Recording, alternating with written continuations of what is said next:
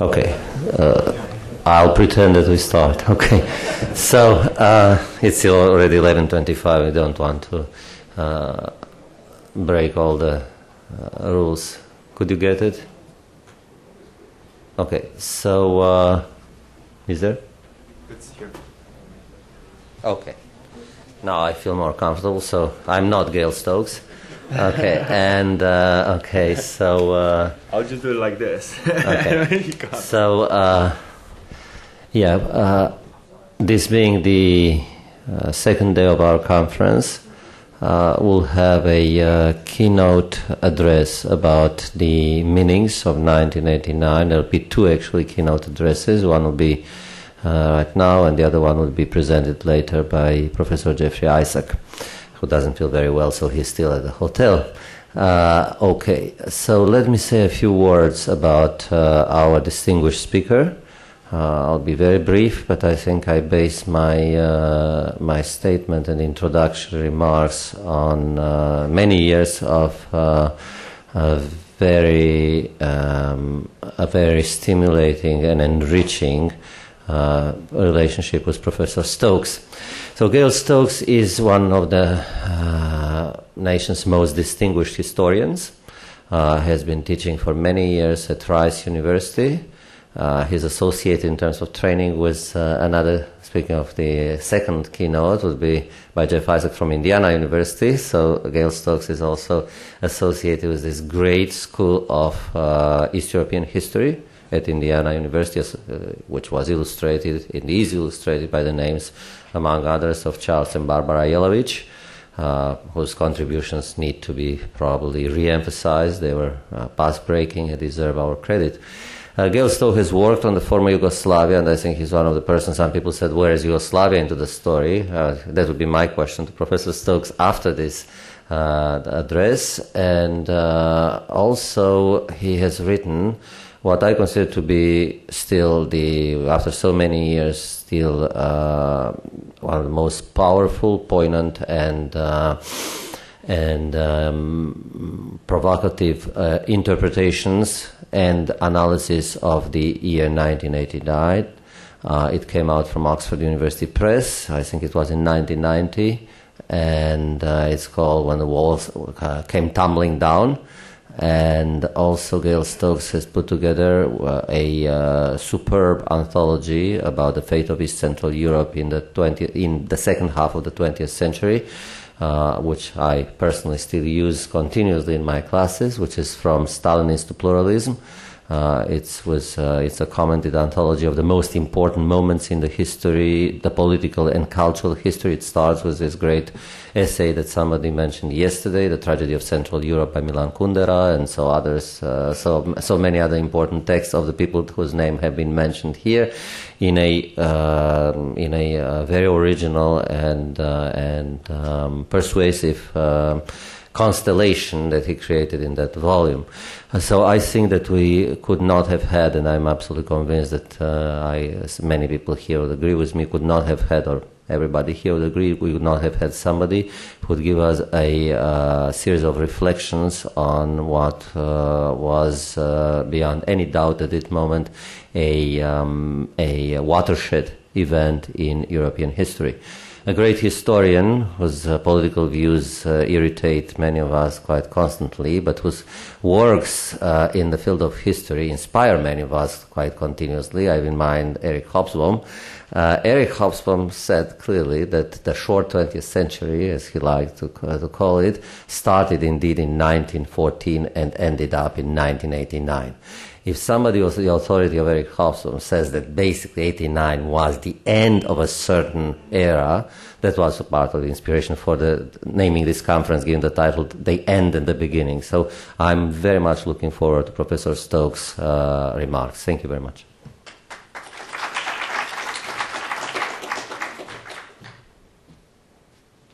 Thanks very much, Vlad, and thanks for mentioning the books. That's always good, you know.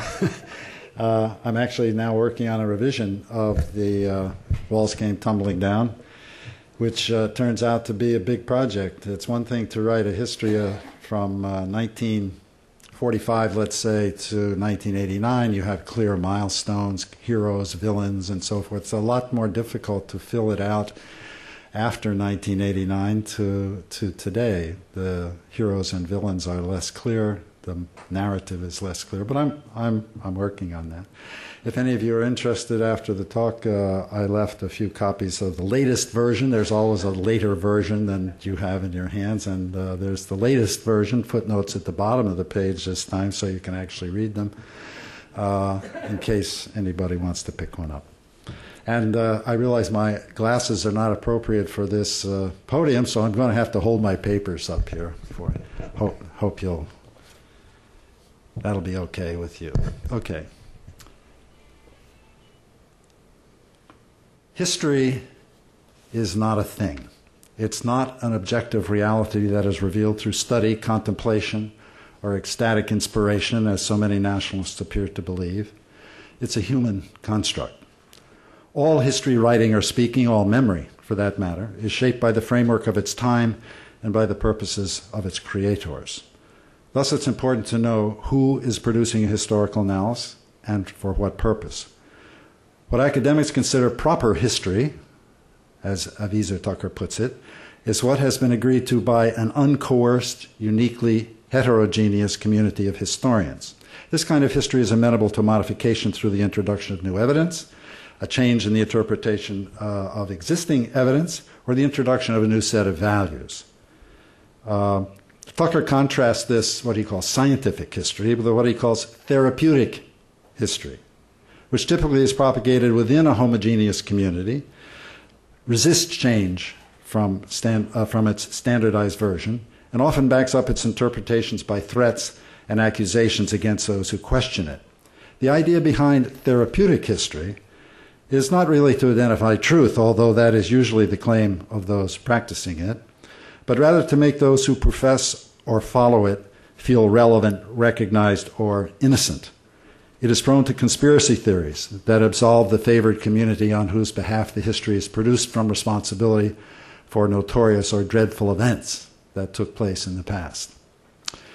In the immediate aftermath of 1989, some believed that the collapse of public order in Eastern Europe might mean a return to the dominance of therapeutic history, that return was imminent, that Eastern Europe would shortly be rent by vicious nationalist rhetoric, and possibly even a return to fascist solutions. Completely opposite in its assumptions was Francis Fukuyama's famous book, The End of History and the Last Man. One of Fukuyama's points, at least the way I understand it, was that the two great political and social experiments of the 20th century, Nazism and communism, failed, leaving the third experiment, which he calls liberal democracy, standing. I think this is an accurate statement of what happened. But a fundamental misunderstanding of Fukuyama's work is the perception that that was his main point, that the book was merely a triumphalist justification of neoliberalism and the Washington Consensus. But I don't think this is correct. To equate Western liberal democracy with the Reagan-era anti-government ideology, John Eikenberry and Daniel Dudney write, not only does an injustice to the protean character of the liberal mode, but it also fails to acknowledge the richness of Fukuyama's effort to find a theory of world development that matches both philosophical and factual criteria. In fact, Fukuyama did not make the politically charged point that liberal democracy had defeated communism and therefore was triumphant, nor did he argue, as many do, that economic growth would create a middle class whose demands would lead to democracy in other parts of the world, nor did he think that instituting free elections would lead to the implementation of a market system in developing countries. What he was trying to do, I think, was to find a way to understand the enormous changes that globalization have brought and are bringing to the world. He was trying to find extra historical standards by which to judge political systems, and in doing so he postulated that there were two fundamental functions that such systems needed to perform. The first is the necessity to meet physical needs, and the second to respond to what he considered a basic human desire for recognition. He took the first more or less for granted, but most of his book is taken up with arguing that human beings have an innate need to be recognized, to be seen by others as authentic, as having value. For Fukuyama, it was liberal democracy that met both of these conditions. It combined capitalism's ability to meet an ever-expanding basket of needs, even while, of course, purposefully creating those needs, with democracy, which by declaring that all humans are created equal, and providing a mechanism for that equality to be expressed politically, answered the need for recognition. Fukuyama did not think that liberal democracy had solved all political problems for all times, and in fact, he believed that liberal democracy had a fatal flaw in the long run because it promised an equality among human beings that, in fact, was not true. There would always be humans who did not want to be just equal, but who wanted to excel, to be recognized for their power or riches, and who were not satisfied with mere equality. Nevertheless, since the combination of capitalism and democracy came closer than any previous system to providing pleasure, consumption, capitalism, and satisfaction, equality, democracy, Fukuyama argued that at the moment there were no theoretically plausible alternatives to pluralism, and that it would continue its spread throughout the world. This did not mean that historians would have no more events to investigate, nor that all the world states would become liberal democracies, nor that all problems would be solved. Indeed, Fukuyama believed that much of the world would remain in what he called the realm of history, in which leaders fought for territory, prestige, and place, as they always have. But significant parts of the world, especially but not exclusively Europe, had passed beyond that kind of military and physical struggle into a realm of post-history. That is, by adopting liberal democratic economic and political structures, they had moved to a new and more stable style of large-scale human interaction in which diversity, change, negotiation, compromise, economic competition had replaced warfare as a mode of international interaction. In my opinion, it's impossible to overemphasize the importance of this development. Whatever failings the EU might have, its great accomplishment has been to avoid war among its members. Not only that, but it has organized itself in a way that almost precludes the outbreak of the kind of wars that have been Europe's constant companion from time immemorial. So the most important phenomenon over the past 70 years is not so much something that happened, but something that did not, a repetition of the massive wars that have devastated the continent in the past. In Fukuyama's terms, Europe has moved from the realm of history to the realm of post-history. Of course, Fukuyama, as you all know, Fukuyama's work has been roundly criticized. For example, here Vlad Tismanianu in 2002, upset with the lack of progress toward democracy in Romania and elsewhere, sharply criticized what he called the neo-Hegelian game of ultimate liberal triumph. More recently, Robert Kagan, in The Return to History and the End of Dreams, a recent book by Robert Kagan, he argued that Fukuyama was just simply wrong. The international order is turning back to the historical world, that is, to the world of great power politics. Kagan argues that at least two major powers, China and Russia, but especially China, are demonstrating that it might be possible to meet human needs in a similarly expansive way that capitalism does, but with non-democratic governmental structure.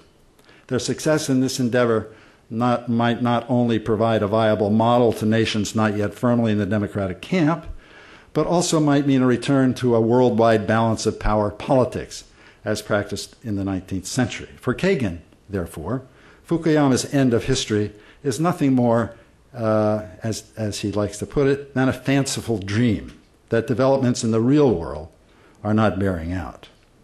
Eikenberry and Dudney, on the other hand, among others, dispute this claim, in their turn calling Kagan's return of history a myth. So we have a dream and a myth here, and arguing that there is indeed no alternative to liberal democracy in the long run. Well, I can't say I know who is right between Fukuyama and Kagan, and because we don't know the future history of the entire world, or even a part of it, whether liberal democracy is the voice of the future, or whether authoritarian states can sustain themselves in a globalized economy. One of the things that academics often do, of course, is put things in dichotomous versions. It's either this or that. Of course, there's a lot of other things that might happen in the future. For example, Mark Leonard proposes a four-prong outcome. The United States striving for a balance of power that favors democracy would be one area. What he calls an axis of sovereignty, in which Russia and China see multilateral institutions primarily as protections from Western influence on their regimes. A Middle Eastern zone of faith, he calls it, and the Eurosphere, held together by principles of multilateralism and international law. And so there are many possibilities here. But whatever happens in the world at large, as far as the European Union is concerned, I agree with those who argue that in the medium to long range, there are no theoretically or practical alternatives to pluralism and its insistence on democracy, diversity, and human rights. Still, every nation needs a history, and all nations have proven capable of providing historical justifications for their right to be recognized as authentic, sovereign, unique, admirable. In the very first moments after 1989, some saw this as fairly unproblematic. All that was needed was to get rid of the false histories put forward by the communist regimes and restore the true history of the nation. And East Europeans began to recreate or create narratives of their own that would assure their existence in an already existing worldwide system of nation-states.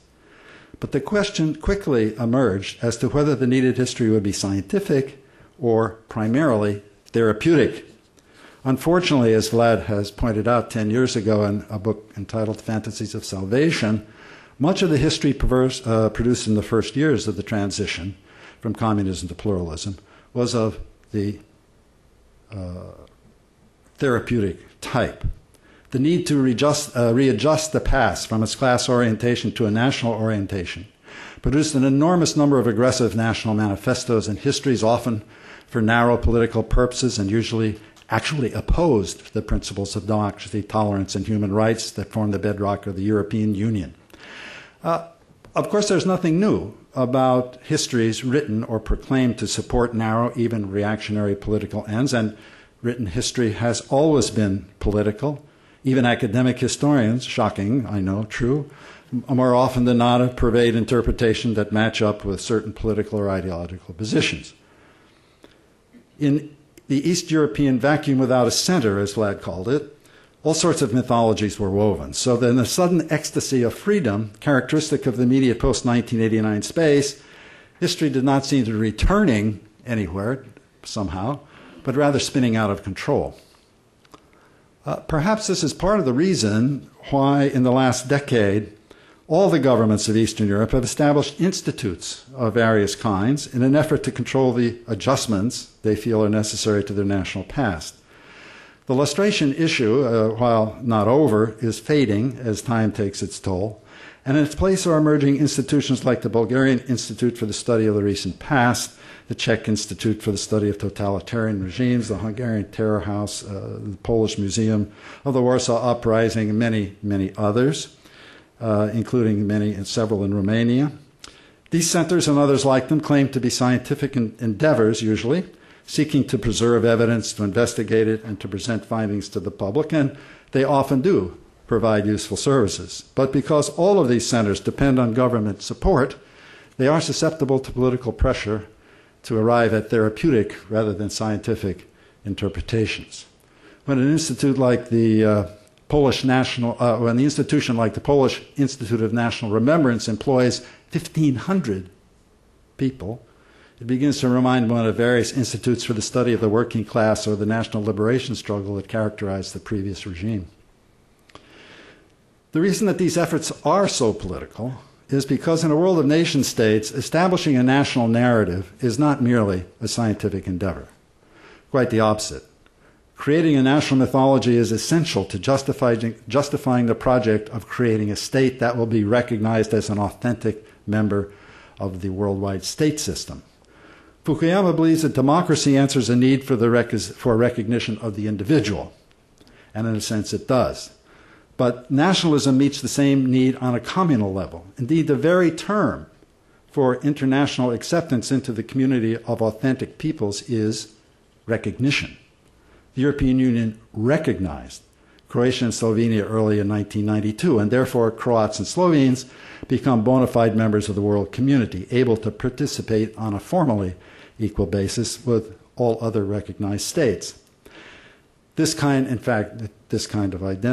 recognition is the goal of most identity-based movements that do not already have their own state, in fact. And this is a paradox of modern Europe. One cannot even aspire to enter the post-historical world of the European Union without first having established beyond doubt its own national statehood.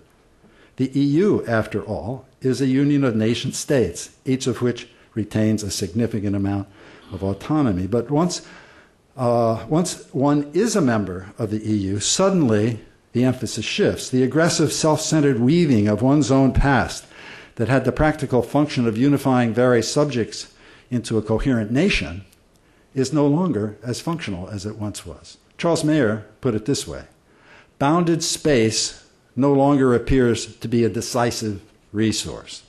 It is a problematic basis for collective political security and an increasingly irrelevant to economic activity.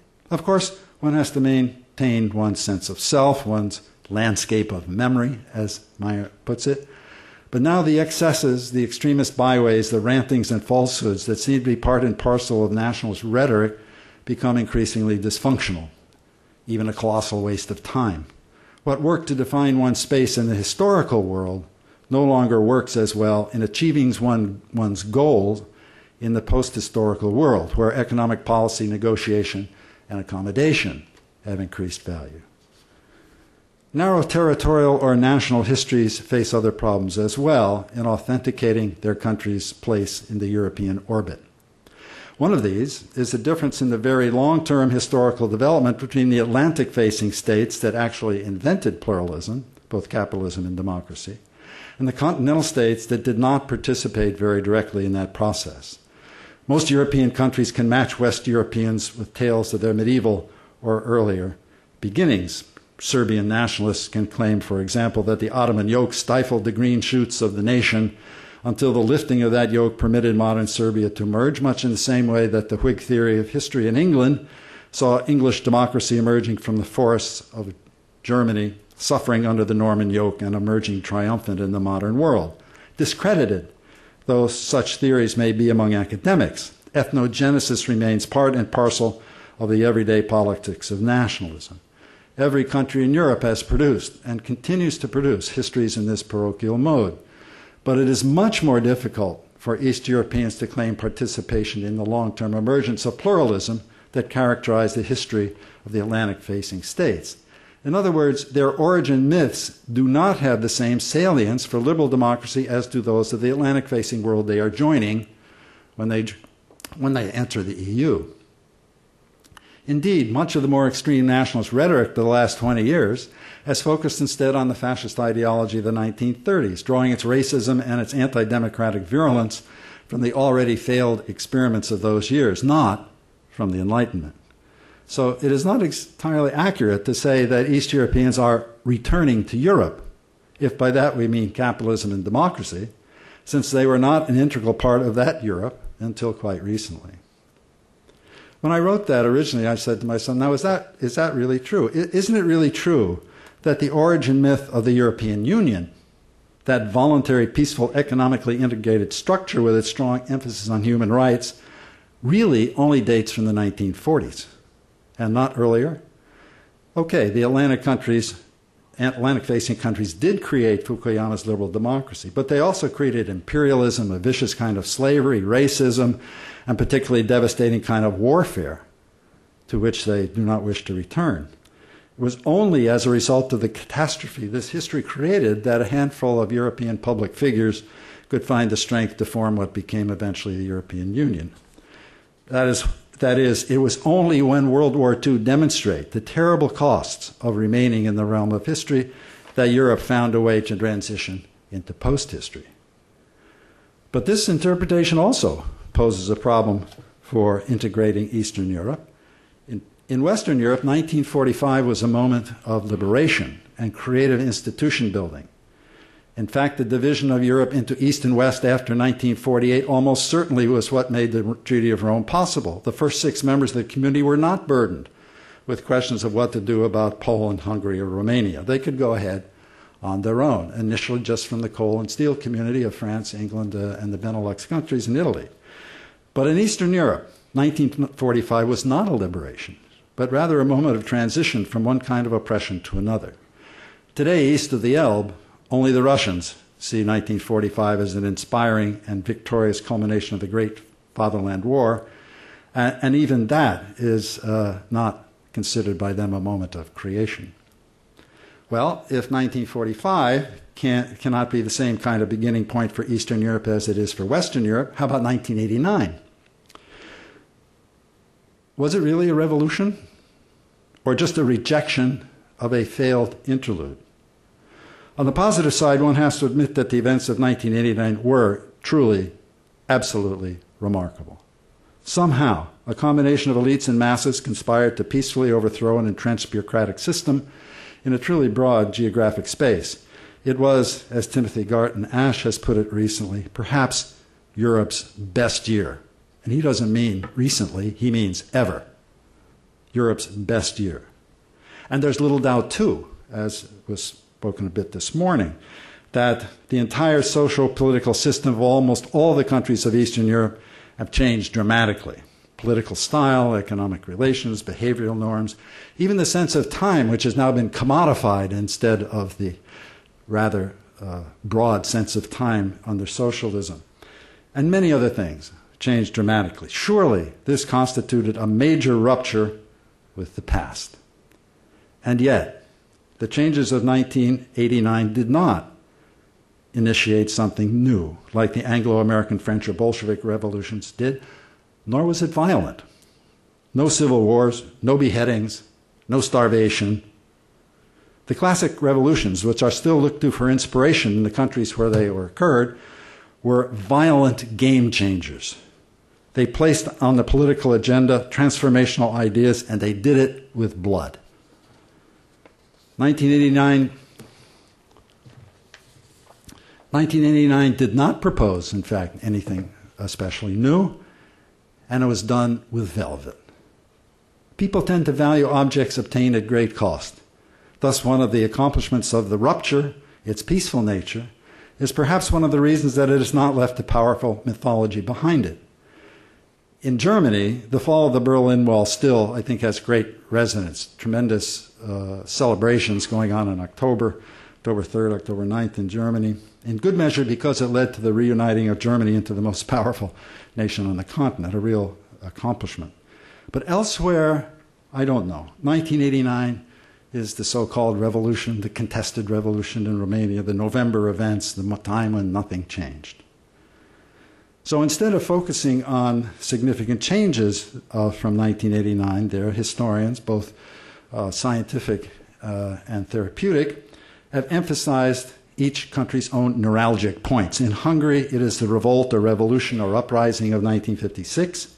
Czech Republic, of course, it's the Prague Spring, and Poland in solidarity. In all 3 cases, participants in the event and their supporters have produced wonderful accounts that exhibit considerable ambiguity about the actions and motivations of participants, while at the same time granting them the authenticity of their motivations. Their critics, on the other hand, argue that in all 3 cases, the reformers of the communist period were too willing to find ways to accommodate their communist antagonists. Surprisingly, in recent years, this kind of knee-jerk anti-communism, which one would have thought would diminish the almost complete disappearance of actual communists, has increased as the right attacks its political enemies on the basis of their alleged left-leaning proclivities. In other words, the romantic and even heroic certainties of the Cold War period, namely that the Hungarian uprising, the Prague Spring, and Solidarity were uniquely positive events because they attacked and undermined Soviet power, have themselves become contested. This kind of resetting of Cold War certainties is not unknown in other parts of Europe. And I think this is important. One of the important thrusts, I think, of analysts of Eastern Europe today should be to show that some of the things happen there are not Eastern as such, but more European. In Germany, for example, reconsideration of the expulsion or movement of millions of Germans from Eastern Europe back to Germany at the end of World War II has been going on for some years. At first, a province of relatively small groups of expellees. By now, the Vertreibung movement has led to an increasing sense among Germans that the expulsions, along with intense Allied bombing of German cities during World War II, were crimes against humanity. Advocates of this view do not deny the horror of the Holocaust or that Hitler was evil, but they insist that those who were considered in the Cold War era almost unequivocally positive, such as Winston Churchill, were in some sense war criminals. The Vertreibung movement is a type of therapeutic history. The question is not whether the claims are true or not, or what might be the subtleties of the issue.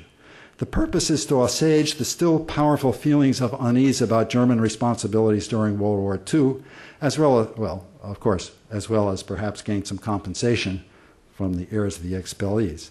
In other words, there is nothing particularly Eastern about therapeutic history. These efforts of the center-right to control the past are at least relatively respectable.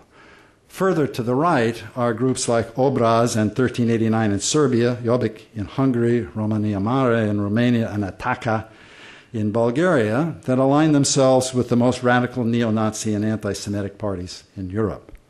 These groups see their mission as preventing the despoiling of the alleged purity of their own people from the worldwide conspiracy of globalizing bureaucrats. As the English language website of Jobbik puts it, quote, in order to survive globalization, people have to know their true history. Otherwise, they will lose their histories because the global elite has been conducting a clandestine war on national cultures. Jobbik has no seats in the Hungarian parliament, so some observers were shocked when the party won 3 seats in the European parliamentary elections in June of this year. But this success and the position of other neo-Nazi parties, I think, needs to be put into perspective. We need to take a deep breath here. In Romania, for example, Romania Mare held 126 seats in parliament in 1990. In the most recent elections late in 2008, it was not able to pass the threshold and now holds no seats. In Serbia, legislation had banned discrimination in the workplace on the basis of sexual orientation. In 2005, they did that. But in response to threats from Obraz and 1389, Gay Rights Parade in Belgrade in September was canceled. How did the government respond? They answered by arresting 37 right-wing protesters, including the leader of Obraz and of 1389 for incitement to riot, and have asked the Serbian Constitutional Court to ban both groups. I think other examples could be fine. I just want to point out the news is not all bad. Some of these parties are anti-Semitic, and I think it's worthwhile, not some, all, I think. Jobbik denies it, but I think they are. It is useful also to look at some of the signs of the decline of official, I stress the word official, anti-Semitism in Eastern Europe.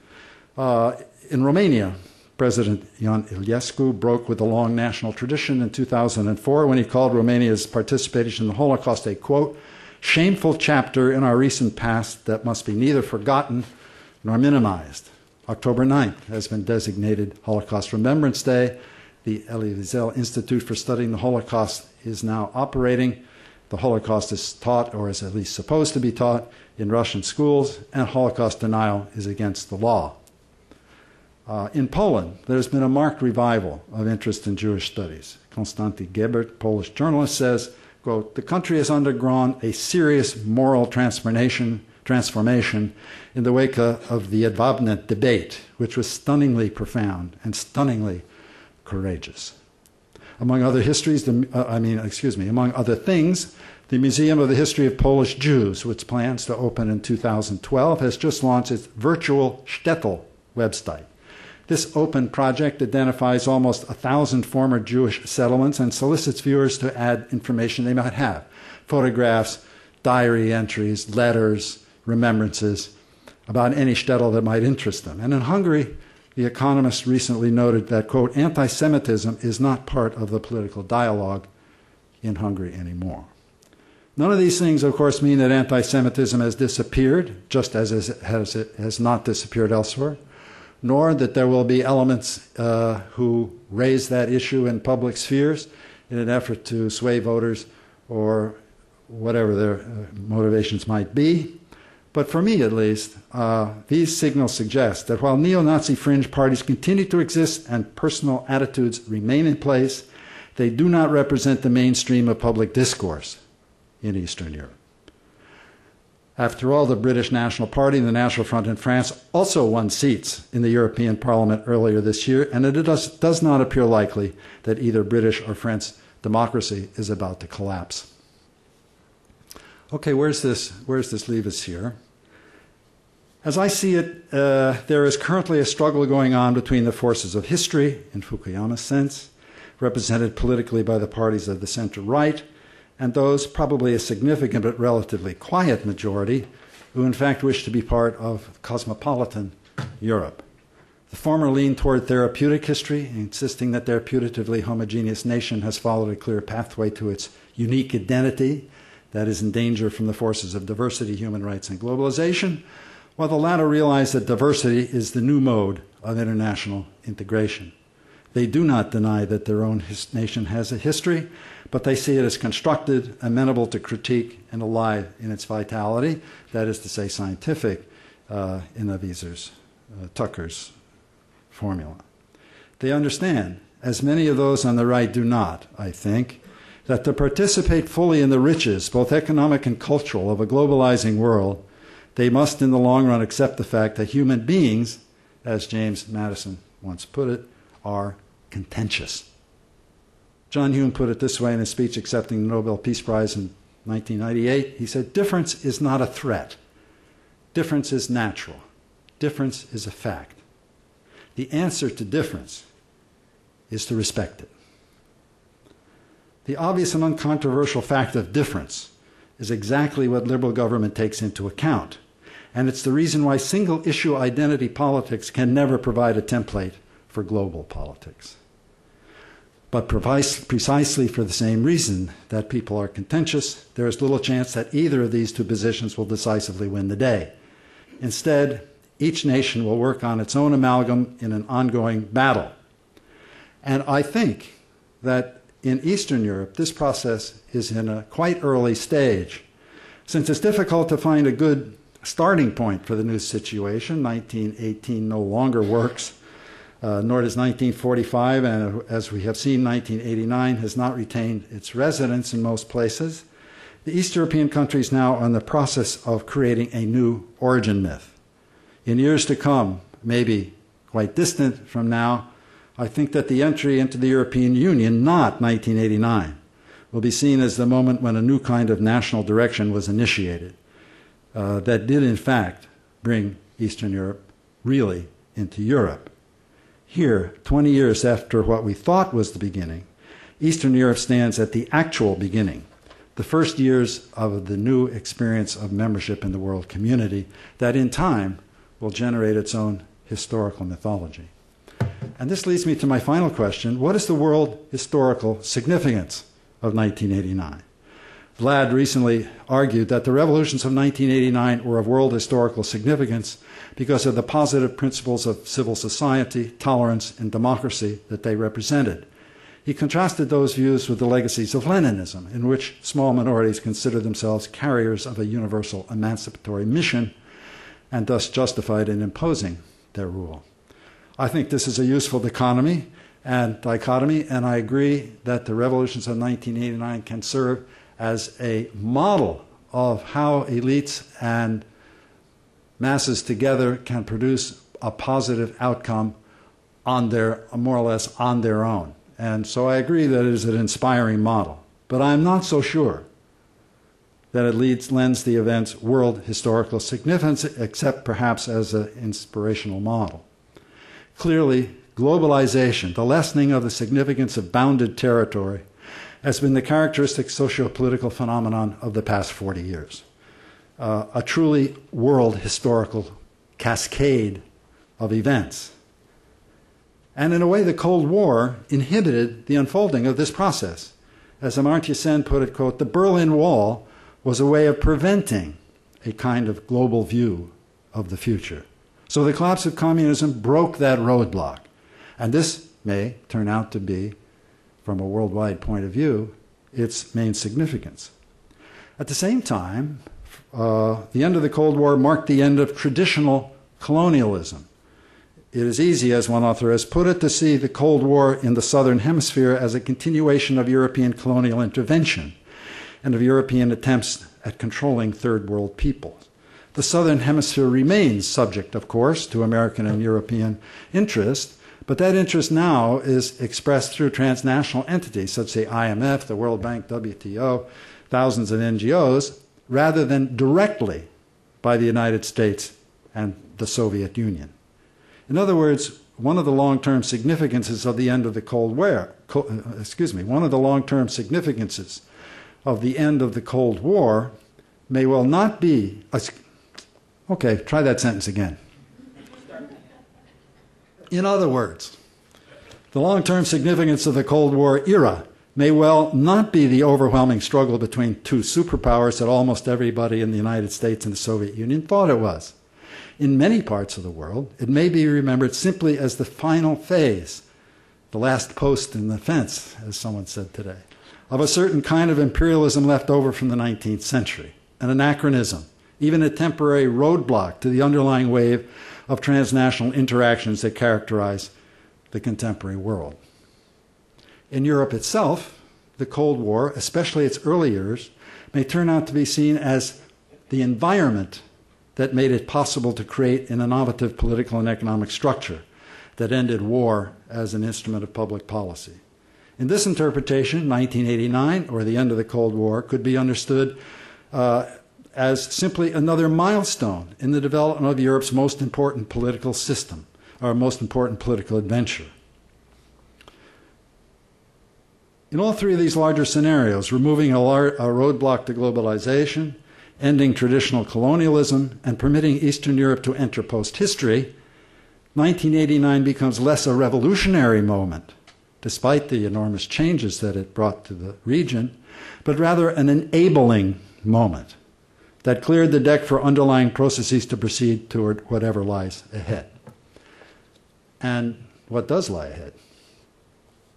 Well, whether one believes that globalization is a positive, liberating phenomenon, or a crushing of ordinary people in the name of transnational bureaucracies, those who propagate history in Eastern Europe will have to start taking into account the fact that they are now living, actually, in a post-historical world.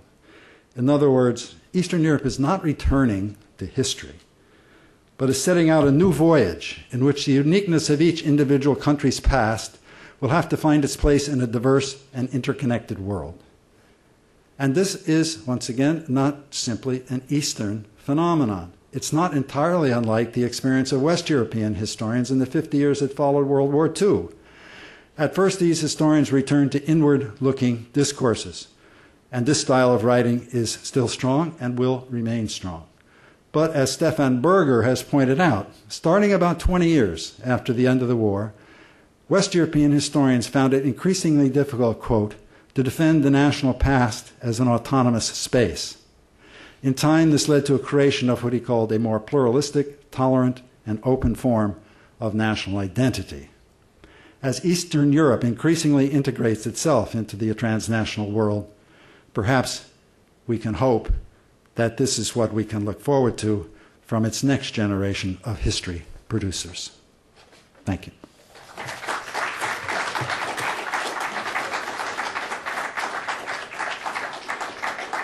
Is that it, or is there discussion? I don't know. Huh? The answer is yes.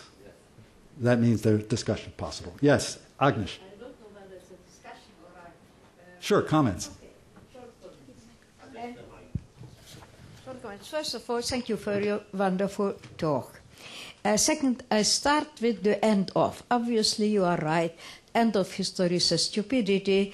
On the level it is formulated, nowadays. In Hegel's case, it was not, because he combined it with the ground narrative. Without ground narrative, without accepting the telos of history, the end of history does not make sense. And in Fukuyama, it did not make sense philosophically either. So forget about the end of history. But there was an end of something here, the end of the Second World War. No one has mentioned this. What happened in 1989 was the end of the Second World War, because in Eastern Europe so many people believed that there was a Yalta Agreement. I don't know whether there was a Yalta Agreement or not, but they did believe that it was a Yalta Agreement, that we are somehow the victims of the agreement of the big powers which fought against each other the Second World War. Basically, the Second World War was not coming to the end with the end of the Second World War. The Rome Declaration, which basically was the introduction to European Union, the acknowledgement of other and nicer order, all those were steps in the ending of the Second World War. That Second World War finally came to an end. This is in 1989. I think that's the end of something, maybe also the beginning of something. Second, I don't agree with you that 45 was not a liberation, because it was liberation especially for those countries which were fighting on the right side of the war, for Czechoslovaks and the Poles. But liberation is not identical with freedom. I think Hannah Arendt was right. After liberation, liberation is a negative thing. We liberate ourselves from the oppressor. Afterwards comes the Constitution of Liberties, and liberties were not constituted. Servitude was constituted, if you can speak constitution at all. So it was liberation after all. Then, about their present situation, I think your talk ended it very, very optimistic and beautiful tone. As an East European, I'm less optimistic than you, and maybe I can describe it in less beautiful terms. It's true, you are right.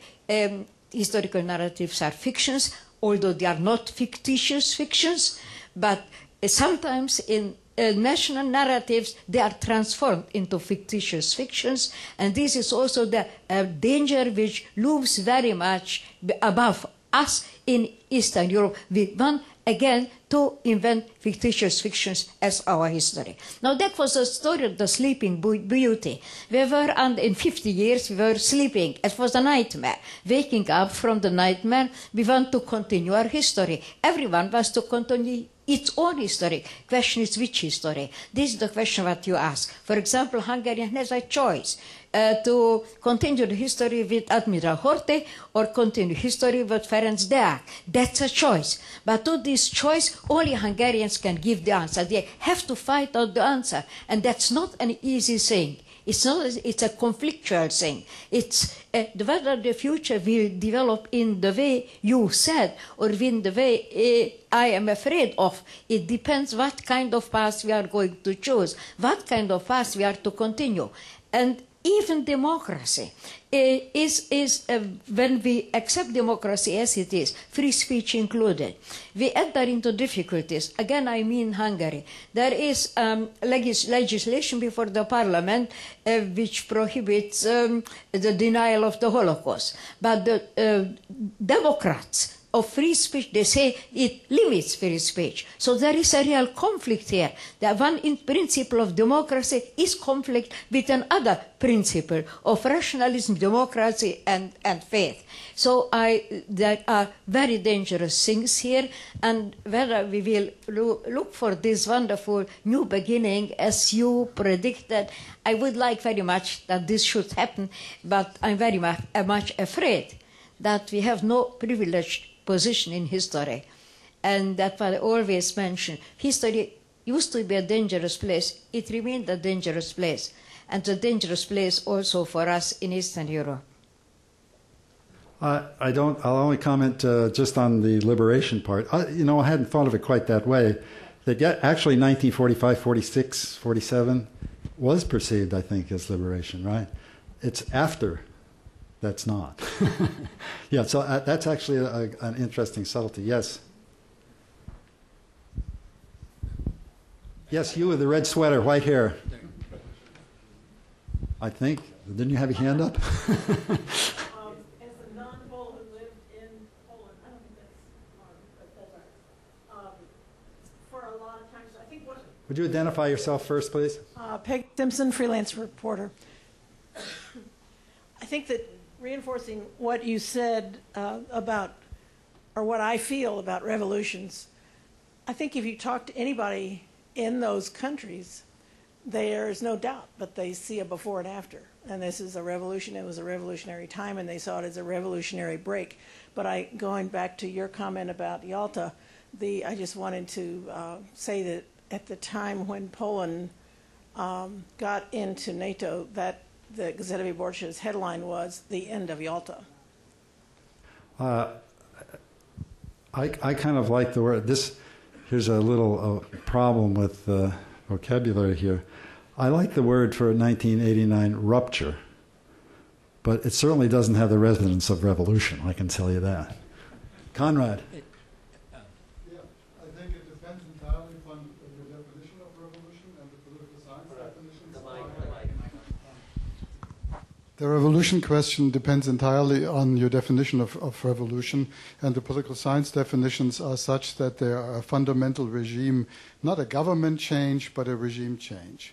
Okay, and by that definition, it clearly is a revolution, and there is no real contradiction in placing it into longer historical developments like you are doing.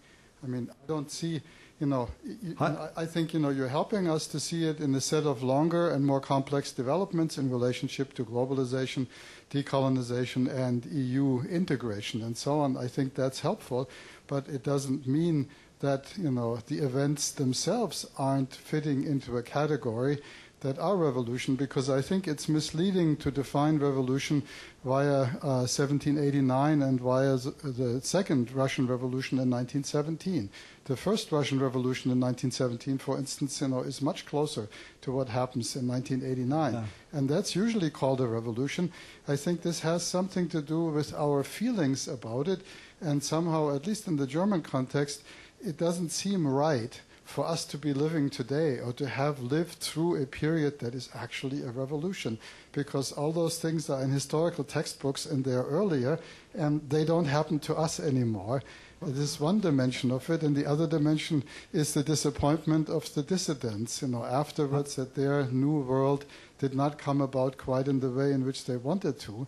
I think I can accept what you're saying. I think what I was interested in, and I actually don't know enough about this to be very certain of what I'm saying, is that 1989 does not have the resonance today in most parts of Eastern Europe than we thought it would. And that this is unlike what you might call the great revolutions, which continue even today to have resonance. Yes, but I think there are memory politics involved in it. There's actual post-revolutionary experience, that is one part of it, and then there are the memory politics of it. And you need people to want to enshrine this memory. I actually had an altercation with one of my colleagues over whether 89 in Germany was a lieu de mémoire, and I put a K in front of the ein, kein, which means no, question mark at the end. But then, the celebrations, the commemorations now may be transforming it into one. The celebrations, from friends I have a friend in Leipzig and one in Berlin, that the celebrations that are going on in October are massive and enthusiastically participant. Just in Leipzig, and before I got there, they had 150,000 people out with the Festival of Light. And this sort of does change then public memory. And I think it's still a little bit early in terms of other East European countries to sort of judge that, because their transition difficulties are so great still. One other footnote on the globalization part. My sense of it is that there is a structural transformation beginning in the 1970s already, and that Eastern Europe is part of it, and that the Eastern European economies fail to meet. This is one of their major issues, problems with the centrally planned economies, that they couldn't. And so they are part of it, and then sort of the full force of globalization hits them. All of a sudden, boom. Yeah, right. So I think, that part, can be sort of rephrased slightly. Okay, good. Yes, here. Yeah, Jeffrey Herf. Want to make 4 points. The the Poles in particular, but also other East European dissidents, were quite conscious about the differences between what they wanted to do in 1989 and 1789. They were very specific about making an anti-Jacobin revolution. They talked about it a lot. Yeah. Second, 1989 was in longer-term perspective, was the second wave of European de-radicalization. The de-radicalization after 45 was from fascism and Nazism, and from the 60s to the 80s, it was about communism. And those processes about de-radicalization do have world historical significance. They are important for regimes all over the world. Third, this is my Germanocentrism coming to the fore. The center-right in West German history was a more Europeanist political current than was the center-left. The center-left was a much more intact political tradition after 45, much more self-confident and more nationalistic. Adenauer, Kohl, these are Europeanists. They had nightmares about German nationalism, and so NATO, the European Union, and the common market, you know all this, were alternatives to German nationalism. So when you spoke about the center-right, at least in the German case, I'm sure you can find some examples in scoundrels, but on the whole, the Adenauer tradition, the tradition of Western-oriented conservatism, is a European one. The last point about globalization, I don't think Charles Mayer is right about how space doesn't matter and people are globalized, and I don't believe that for a moment. And I don't think that it's necessarily a positive development if historians who operate within a national framework declare themselves to be beyond all that, and now they're going to write about the world or how their country is integrated into the world. To be blunt, for a German historian to ignore German history and to want to write, for example, about the global environmental crisis or about population trends over the last 300 years is fine. And historians should write about whatever they want. And it's important that people write about a whole range of different things. But it's not morally superior to somebody who says, I stand within the context of the history of my country. I totally agree. And I'm going to write about all the awful things in the past. And unlike Fichte, I am not going to write a soul-stirring history. I'm not going to write therapeutic history. I know you agree with that. I absolutely agree with that. And just a couple of comments. De-radicalization is a great idea, and I think that's a good point. I hadn't thought of it that way, about as having its own very widespread kind of impact, and it's a worldwide phenomenon. Really, that's a great point. And when I say center right, I'm really talking about Eastern Europe. I'm not talking about today. Not. And let me just read as regards what Stefan Berger meant when he said that history writing in Eastern, in 4 European countries that he looked at, had changed a little bit. It's not that the national type histories that you, in your point 4, stopped being written, and they're not morally superior or unsuperior. But let me just read what he said. My story is not one of an upward trajectory where historians traveled from amnesia, repression, and mythology to critique and historical accuracy. Rather, I would emphasize both the stability and resilience of national historical discourses and the instability and fluidity of particular variants of these discourses. In some respect, none of the 4 historiographies discussed here has moved substantially beyond a national agenda. Yet, in other respects, this national agenda has become far more contested and controversial. From the 1960s onward, one can observe a genuine pluralization of national identity discourses in historical text production. That's in a footnote, there. Way in the back. Yes, Ron. Thank you, Gil. One quick story, one question.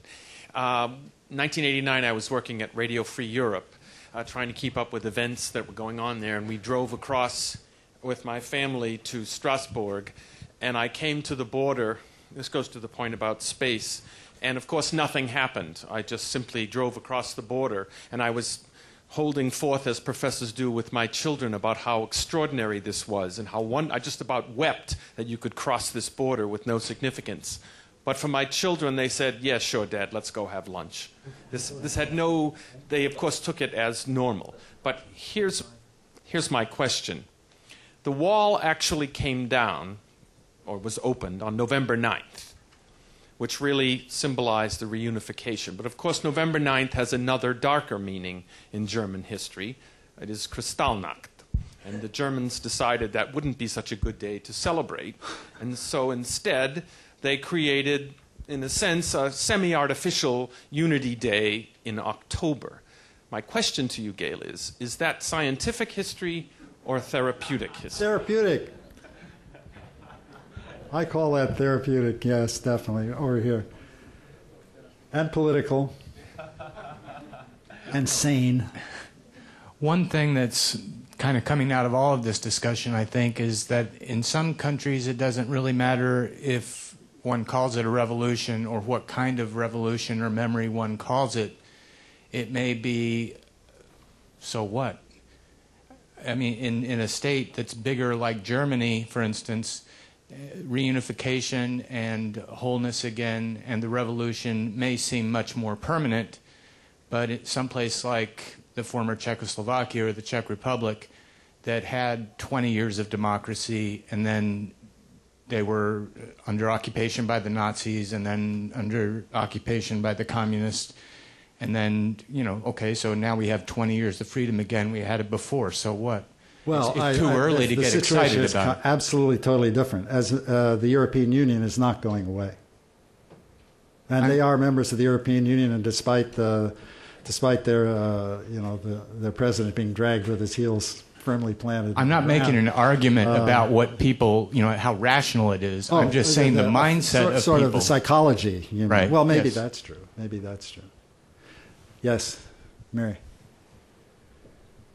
I'll give you. Mary Sladek, sorry to put a little footnote in about Jan Iliescu. I do this from a personal perspective since I'm married to Vladimir. You mentioned the Romanians finally coming to terms with the Holocaust, and you cited Iliescu. When he left office, one of the last things he did was give an award to one of the most famous anti-Semitic members of parliament.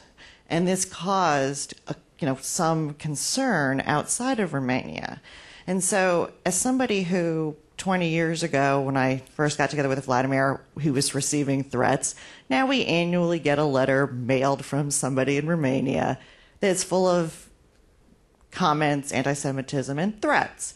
And so it's kind of like this is for public history, maybe not even in Romanian history that Iliescu did these things, because his personal behavior has not reflected what his rhetoric is. I'm sure his personal feelings don't reflect that rhetoric either. At least I suspect. I'm not sure, of course, naturally. I just want to comment that I think that official statements of this kind and the creation of these institutes and so forth actually have a very important long-range impact. They change the norms of what is considered appropriate to say in public. It's not that there's not public anti-Semitism in Romania or in Hungary, let's say, for example. There are, and there are parties who try to capitalize on it.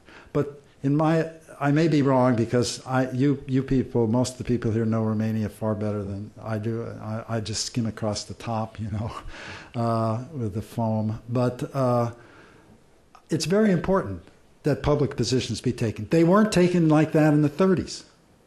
The difference between today and the 30s is dramatic. I mean, it's a sea change. And, the United States, anti-Semitism was very strong after World War II. But today, in public, it's impossible to be anti-Semitic without getting all kinds of flack. It's not that way yet in Eastern Europe. But without the public recognition of these things. Okay, so the Holocaust is not actually being taught in all Romanian schools. But the principle is there. And I mean, I think that's very important. Vlad? Yeah, I would say thank you very much, Gail, for this very thoughtful address. I would say that indeed, and referring to some of my work, myth and symbols and statements are enormously important. I agree with you on that, and it's the fact that President Iliescu created an international commission headed by Elie Wiesel, which was a response to some very unfortunate statements by the same President Iliescu 3 weeks earlier, in which he declared that there's nothing special with the Jewish Holocaust. It's part of the something, and his father himself was in a concentration camp because he was a communist, in a Romanian concentration camp as a communist, where nobody died in the Romanian concentration camp as an ethnic Romanian because of being a communist. Actually, they had a pretty good, as a historian of Romanian communists, I can tell you that they had a very pretty good life. The ethnic Romanians in the concentration camps in Romania, they had everything they wanted. They were treated like political prisoners, and they had readings and so on. And B, yes, indeed, as Mary mentioned, I mean, the last thing he did, which was quite shocking, he granted the most important award of the country, the Star of Romania, and there's a whole debate whether, there's been a lot of things about having Vadim Tudor giving up that particular award. Disgraceful. Yeah.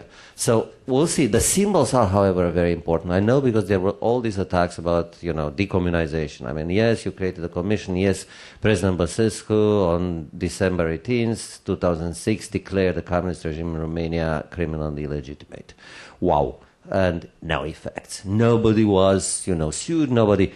First of all, it's not true. Some people got their properties back. I mean, they could win, but it's not going to that. Symbols are enormously important. I mean, I do not deny the fact that Iliescu indeed made a very important change, and the same thing is condemning the communist dictatorship. It's a symbol that creates realities. So I think maybe I should reword that particular part, that sentence, and not say Ion Iliescu, but rather say the president of Romania, in his official capacity of a state that was seeking entry into the European Union, stated...